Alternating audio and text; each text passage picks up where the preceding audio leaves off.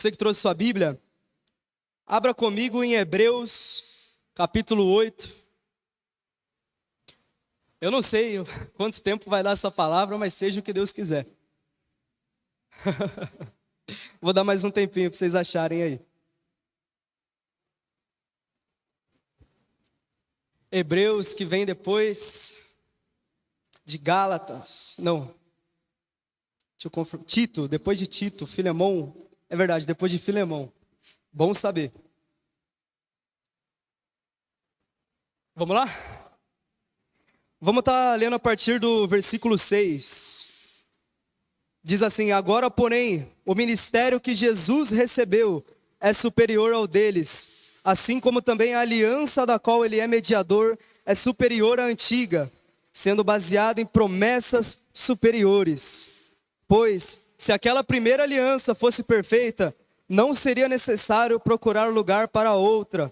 Deus, porém, achou o povo em falta e disse: estão chegando os dias, declara o Senhor, quando farei uma nova aliança com a comunidade de Israel e com a comunidade de Judá. Não será como a aliança que fiz com os antepassados, quando os tomei pela mão para tirá-los do Egito. Visto que eles não permanecem fiéis à minha aliança, eu me afastei deles. Meus irmãos, vamos seguindo até o 13. Deixa a chuva rolar. Esta é a aliança que farei com a comunidade de Israel depois daqueles dias. Porei minhas leis em sua mente e as escreverei em seu coração. Serei o seu Deus e eles serão o meu povo. Ninguém mais ensinará o seu próximo, nem o seu irmão, dizendo: conheça o Senhor, porque todos eles me conhecerão, desde o menor até o maior.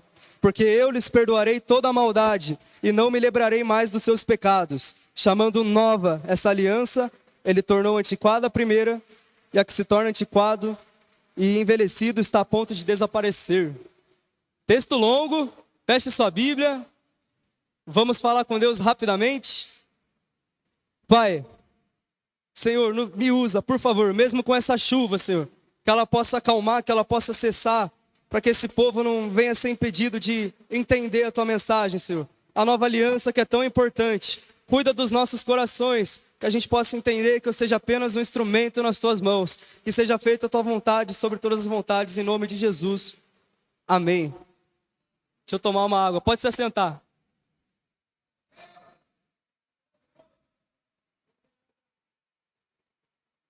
Que sede, hein, gente? Eu não sei se eu descendo vai ficar melhor o som, mas Deus é que sabe, amém? Gente, eu vim pregar hoje sobre a nova aliança que Deus nos prometeu. O texto é bem longo, mas eu vou estar explicando o contexto. E a nova aliança, para ser bem breve, ser bem rápido, é a graça de Jesus nas nossas vidas, que é extremamente importante. Vamos voltar lá para o início, onde Deus fez o Éden, fez o homem, Adão fez a mulher Eva, e ele tinha no seu jardim a árvore do conhecimento do bem e do mal, e falou: aquele que comer do seu fruto morrerá. Todos conhecem a história e sabem que Adão e Eva comeram do fruto, foram expulsos do jardim. E desde lá, todo mundo que nasce já, entre aspas, assinou um trato com Adão. Nós temos um trato fechado com Adão, que nós somos pecadores desde nascença. E assim que eles saíram do Éden, eles viram que estavam nus, fizeram roupas de folhas, mas Deus teve misericórdia deles, matou um animal e fez as roupas de pele. Isso já demonstra a graça de Deus. Deus não matou eles, como ele tinha falado, e no finalzinho você vai entender. Deixa a chuva rolar. Tá difícil.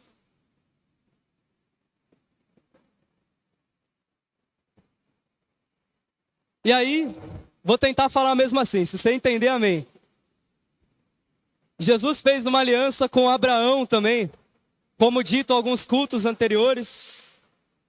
Abraão foi um homem de muita fé, foi um homem que Deus tentou ele, Deus falou para ele matar Isaac, e aí todo mundo conhece a história. Quando ele ia matar Isaac, Deus ele falou: não, Abraão, tem um carneiro ali, mata o carneiro. Mas o que muita gente não prestou atenção é que Isaac pergunta onde está o cordeiro e não o carneiro. E mesmo assim Abraão diz: Deus proverá. E a gente vai saber que esse cordeiro a quem Abraão se referia já era o próprio Cristo, que morreu por nossos pecados, um sacrifício de uma vez por todas. E Abraão, com sua aliança com Deus, foi um homem muito próspero, foi um homem onde não faltou saúde, não faltou a bonança, e ele é um grande exemplo de fé.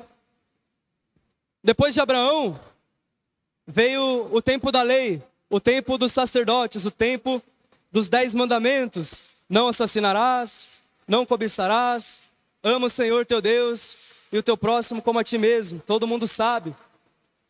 Na lei tinha sacrifícios, na lei tinha ordens para comidas, ordens para dias, festas. E durante a lei, os pecados, eles eram pagados pelo sumo sacerdote, que, se não me engano, uma vez por ano, ele ia no lugar santíssimo do tabernáculo. Ele levava um cordeiro e matava, para remir os pecados dele e do povo. Em Hebreus 9, 11 e 12 vai dizer: quando Cristo veio como sumo sacerdote dos benefícios agora presentes, ele adentrou o maior e mais perfeito tabernáculo. Não foi feito pelo homem, não pertence a esta criação. Não por meio de sangue de bodes e novilhos, mas pelo seu próprio sangue. Ele entrou no lugar santíssimo de uma vez por todas e obteve eterna redenção. Isso já nos mostra que o tempo da lei já se foi. Nós não precisamos mais sacrificar animais, porque Jesus Cristo já se sacrificou por nós. Jesus Cristo alcançou a redenção dos nossos pecados através do seu sangue imaculado, sem pecados. E por isso, um grande apelo que eu venho fazer hoje é que Deus não quer mais animais mortos para perdoar os pecados, mas Ele quer, na verdade, sacrifício humano. Não estou falando para você se matar, não estou falando para matar ninguém, mas o sacrifício humano que Deus quer é sacrifício vivo. É que as pessoas vivam diante da tua mensagem, que as pessoas vivam em amor uns com os outros, que as pessoas possam desfrutar da graça. É isso que Deus quer da gente. Em Hebreus 7, 18 e 19 vai dizer: a ordenança anterior é revogada, porque era fraca e inútil, pois a lei não havia aperfeiçoado coisa alguma, sendo introduzida uma esperança superior, pela qual nos aproximamos de Deus. Gente, a lei que você tinha que obedecer piamente ali, e tinha que sacrificar animais, e não podia comer carne de porco, infelizmente ela foi fraca, ela foi inútil, porque é impossível a gente ser salvo. Na real, nunca foi possível a gente ser salvo pelos nossos sacrifícios, por a gente fazer coisa boa. Nunca foi isso que Deus quis.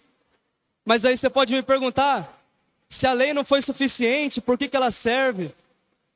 Gálatas 3, versículo 23 ao 25, vai dizer que a lei, na verdade, foi uma professora, foi um tutor, para que a gente possa, até que chegasse o tempo de Jesus.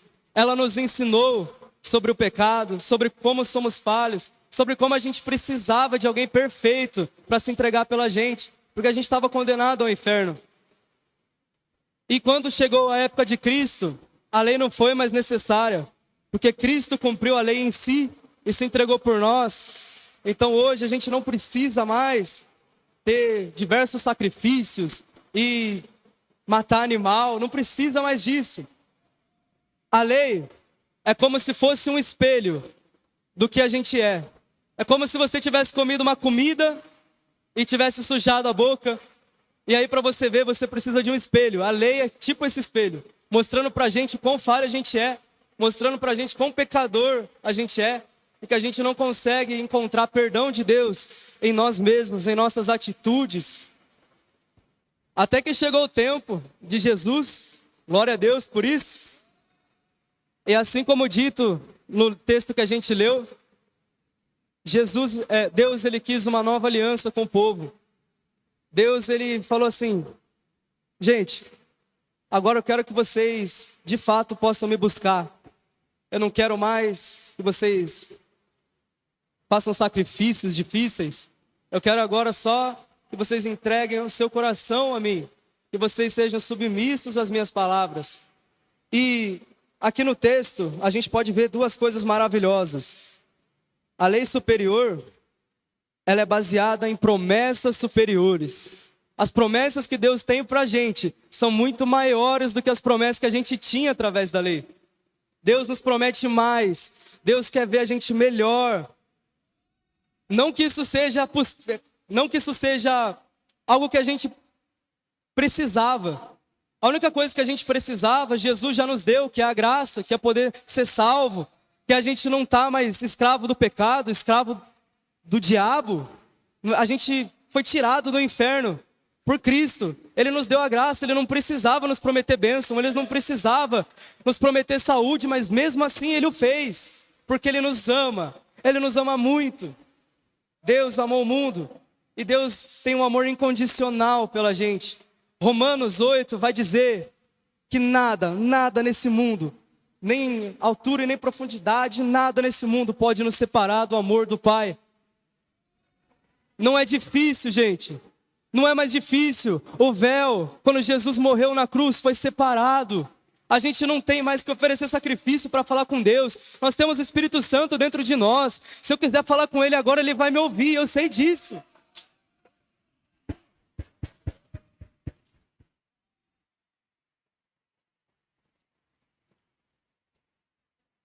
Não existe mais distanciamento entre as nossas almas e a de Deus. Sabe, o pecado, quando entrou no mundo, pelo primeiro Adão, ele cortou a nossa alma até a Deus. Mas Jesus Cristo, através do seu sacrifício, reuniu essa linha, e nós hoje podemos falar com o Pai, e isso é maravilhoso.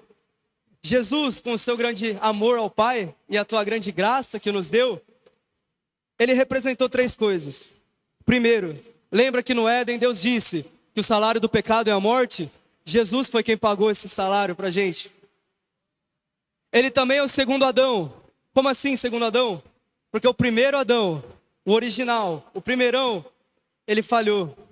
Por um homem entrou o pecado no mundo, mas as Escrituras dizem que por outro homem sairá o pecado do mundo. E Jesus é o segundo Adão. Jesus é o Adão que não fracassou.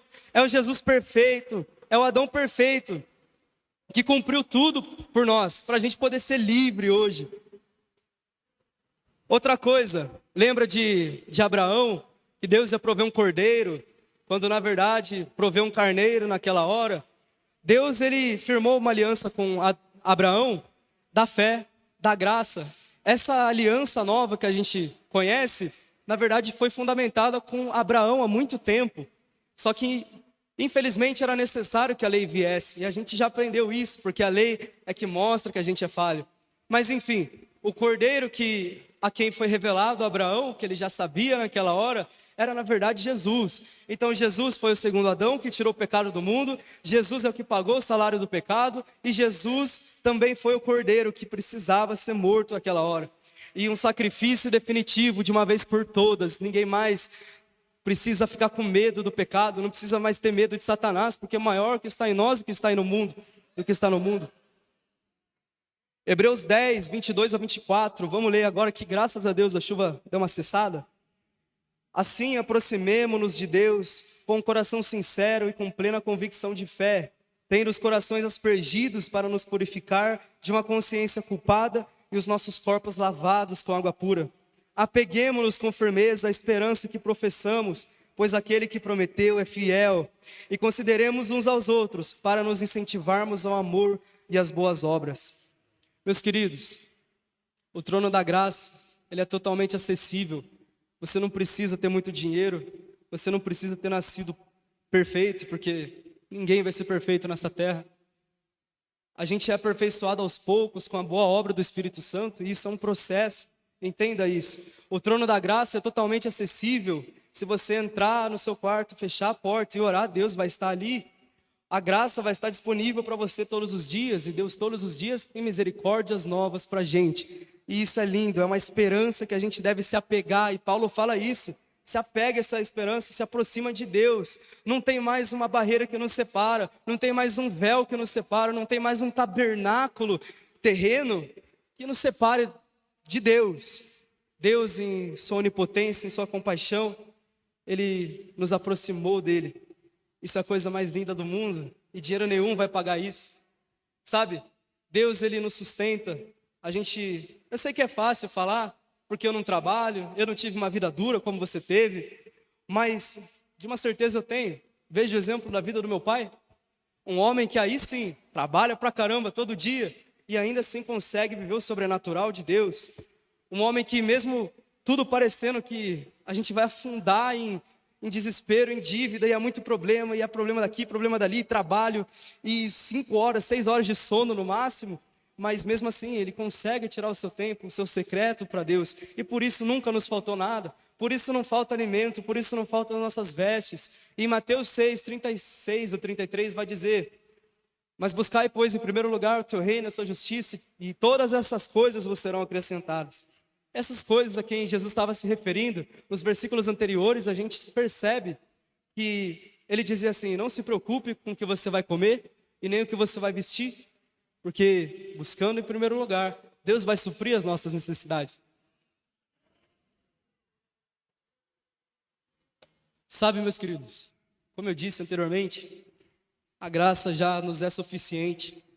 A gente não precisava ter uma vida tão boa quanto a gente tem agora. A gente não é digno dos bancos que estamos sentados. A gente não é digno de nada aqui. O Senhor nos deu tudo, porque Ele nos deu promessas superiores, com o seu grande amor, com a sua grande compaixão. Eu venho apelar para que você venha viver um evangelho o mais íntegro evangelho, que você possa realmente viver o amor de Cristo, que não sejam só palavras, que não seja só vir aqui e ouvir, mas que você também tenha o seu momento com Jesus, sabe? Pega a Bíblia para ler, cara, não é difícil. Estuda a Bíblia. Hoje a gente tem Google, temos internet, muito fácil. E na questão das boas obras, a gente sabe que a gente não é salvo por a gente fazer o bem, mas por a gente ser salvo é que a gente faz o bem. Então que a gente não se canse de fazer o bem com os nossos irmãos, que a gente venha acolher as viúvas, acolher os órfãos, como Jesus disse, porque a gente não é merecedor de nada, mesmo assim Jesus nos preparou essa chuva abençoada. Então vamos transmitir para as pessoas esse amor, vamos transmitir para as pessoas essa graça, sabe? A gente não deve ser egoísta ao ponto de pegar esse evangelho que nos salva e guardar para a gente. Não espalhe a toda criatura, espalhe. Ore com Deus, a oração pode muito aos seus efeitos. E eu tenho vivido isso, e eu posso dizer, para você pode ser uma coisa pequena, mas nós oramos ontem para a chuva cair. Aqui é o testemunho de que Deus ouve as nossas orações. E hoje à tarde começou um vento muito forte, e eu clamei a Deus para que o vento cessasse. Em pouco tempo depois o vento cessou, porque além de ter sido a vontade de Deus, orei com fé.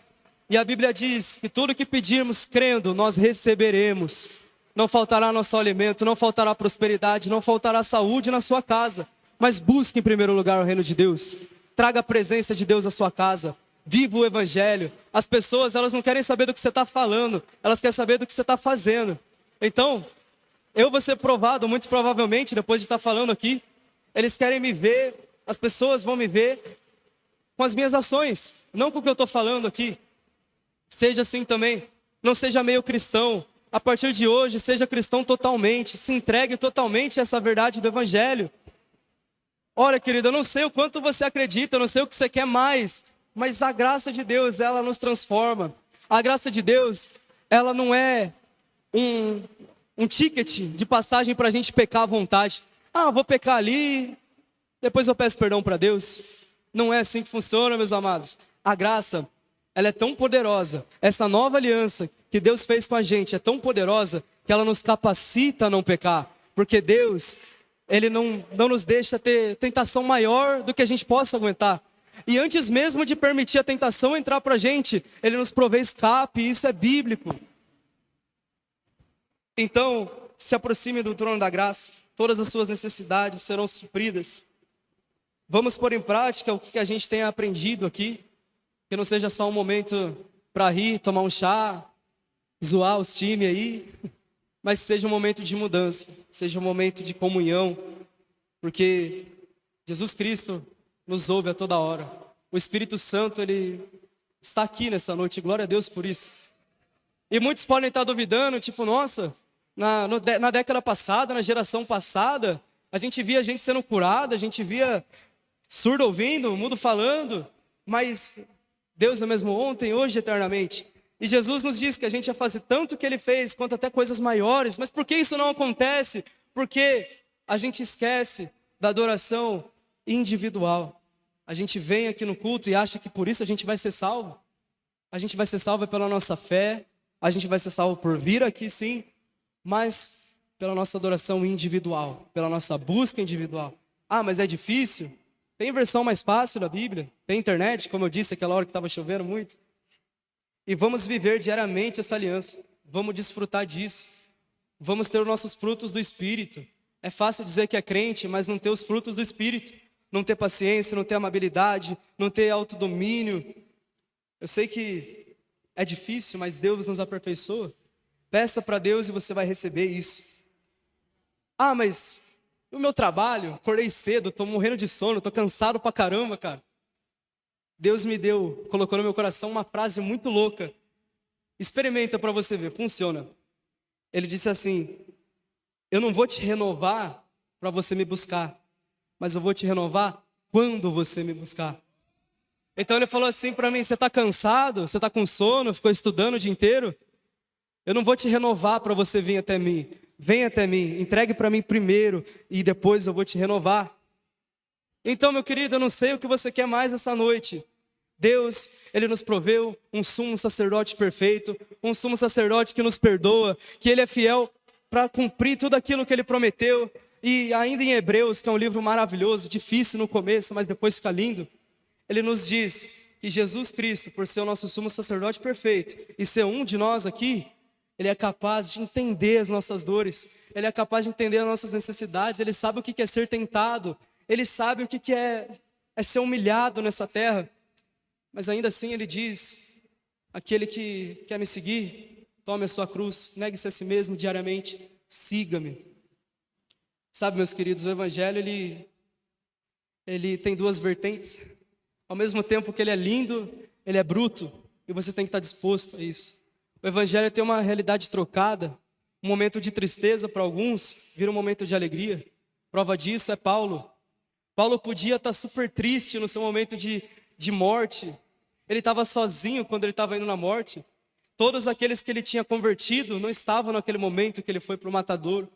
Mas mesmo assim, aquele que chamou Paulo é o mesmo aquele que estava com Paulo até o seu último respirar. E ele sabia que essas dores que a gente passa, essas doenças que a gente tem, essas necessidades, ele foi açoitado, ele sabia que tudo isso não se comparava com a glória que há de vir, que nos espera.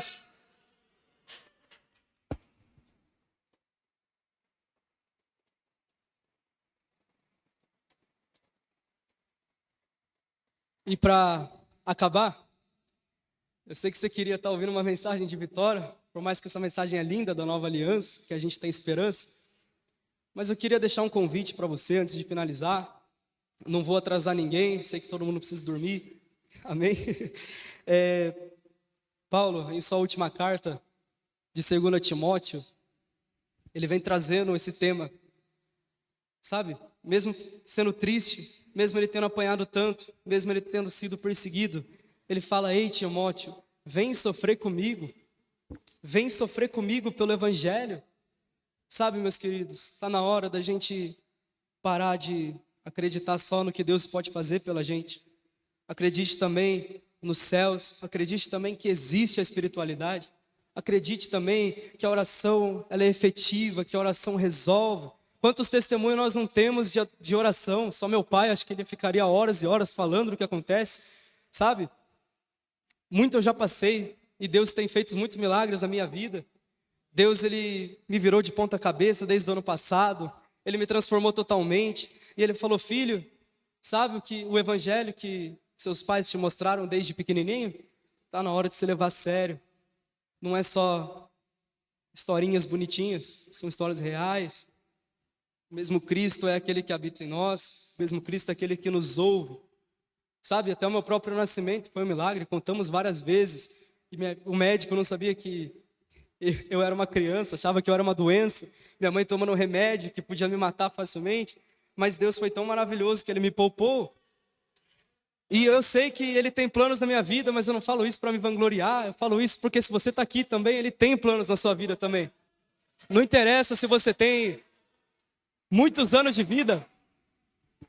Glória a Deus, glória a Deus, glória a Deus.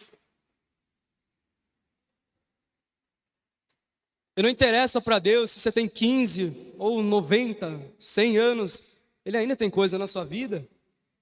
Quem sabe Deus te chamou para pregar no seu trabalho.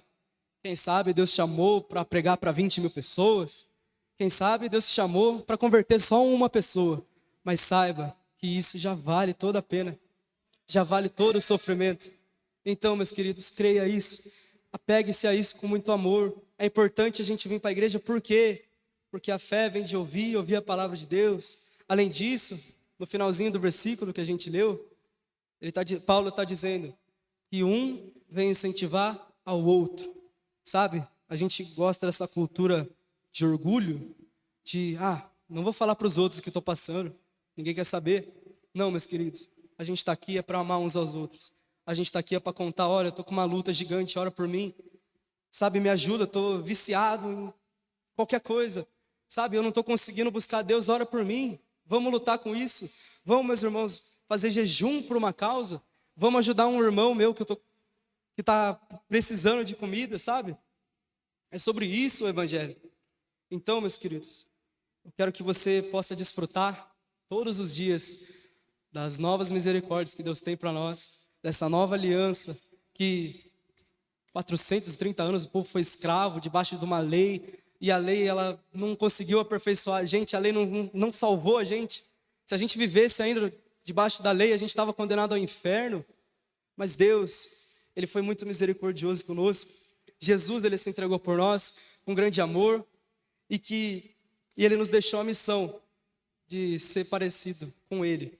Então que cada dia você possa ser mais parecido com Jesus, que cada dia você possa amar mais a Ele.